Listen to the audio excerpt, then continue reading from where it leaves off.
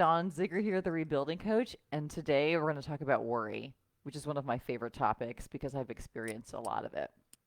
So, I have three kids, and if you would have asked me before, was I a worrier with my kids, I would have said, no, not really. And then I got married for a second time, and then I got divorced for a second time. Took about a year to kind of get my bearings again, and then I got into a relationship. And to say that I had emotional baggage is an understatement. So what happened is I got into a relationship with my now husband, but at the time I was experiencing massive anxiety and massive worry. In fact, it was so bad that the job that I used to have, I had a commute and it was 40 minutes. And there were many, many days that probably went on for months where I would cry all the way to work because he would say something or do something and my brain was so triggered. And then I would cry all the way to work because I was imagining all of the horrible things that could happen. Right? It was horrible. And so now that I'm kind of on the other side of that, I want to teach you some stuff about worry and how it's really non-productive. They call it an indulgent emotion because it kind of keeps you stuck. So here's the thing. Worry can be two things. It's either a feeling worried that's caused by your thoughts, or it's an action. It's something that we do, like we actively worry. Okay? So here's an example. So if you're a parent and you have kids that were driving, see if this makes any sense to you.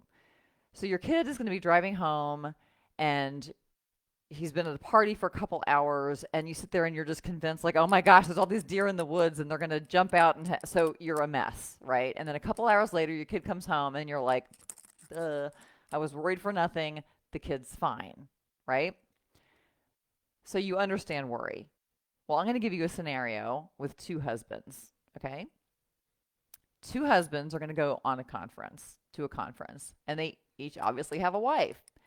And so one of the wives is worried that her husband is going to cheat, and then the other one is not worried because she has different thoughts, right? So here's wife one. She's like, "Oh my gosh, he's going to be drinking, and you know what happens when guys drink? They cheat. And oh my gosh, my ex cheated. It's just what men do. It's just a matter of time."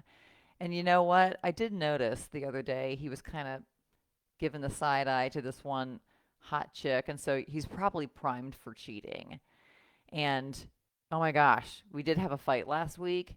He probably wants to find some skank who's just easier to get along with. That's wife one. Okay. Now let's take wife number two, who has different thoughts. So her husband's at the same conference and she's thinking things like, you know what? He's always been loyal. I'm not worried now. Sure, he's going to have a couple of drinks or more, but he knows how to handle himself. We did have a fight last week, but guess what? It just means that we're not robots and we have a really good relationship that we can talk. And you get the idea. She has thoughts that don't cause her to worry, right? So here's the thing. So let's take these wives. They've probably been doing whatever they're doing with their husbands for a number of years. So wife one has been worrying for years, and wife two has not been worrying for years, right? Now we're going to take the worst case scenario. The husbands cheat. Okay? The husbands cheat. So wife one was worrying for years, and then she felt horrible when she was betrayed. Wife two has been calm and secure for years, and then she felt horrible when she was betrayed. So here's the question. Do you want to feel like shit now and shit later? Or do you want to feel calm and secure now and crappy later when and if something happens?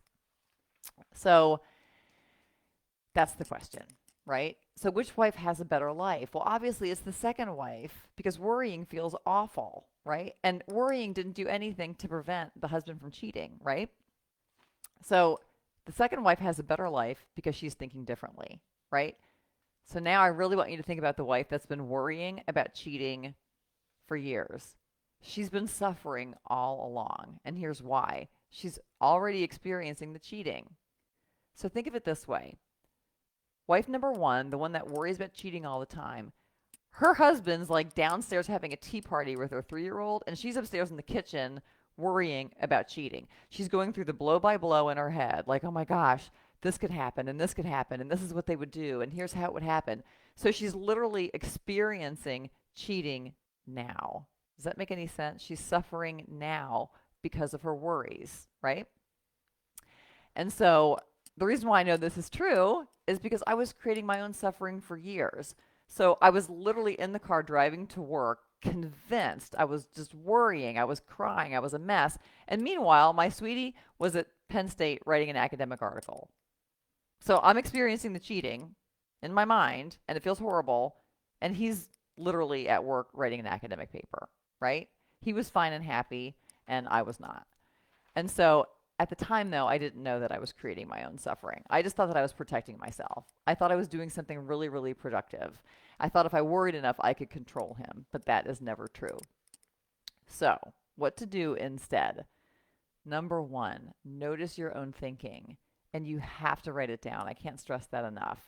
Because what happens is when you're ruminating and worrying, you have like the same 6 or 7 thoughts just on repeat. Like you're like on this hamster wheel of rumination, right? So when you write down those 6 or 7 thoughts, I guarantee more of them will come. And then I want you to just look at them and just go, don't beat yourself up, but just notice what's in your brain. And then ask yourself if ruminating is helping you. Is it making your life better? Guessing the answer is probably going to be no. So you can't control other people, kids or husbands, whoever, but you totally can control your mind. You can manage your own mind. All right. Um, I've had somebody helping me with cue cards. My mother-in-law, come around, Marcia. She's going to say hi. And so while she's walking, I just want to say, all right, Marcia, say hi. Hi. Can you see her? There you go. Yeah, bend down a little bit more. There you go. Anyway, so thanks to Marcia for holding the cue cards. And if you need help managing your mind about worry or anything else, check out my website, therebuildingcoach.com. Until we meet, go ahead. I was just going to say, she's really good. Thanks. All right, until I see you tomorrow. Bye.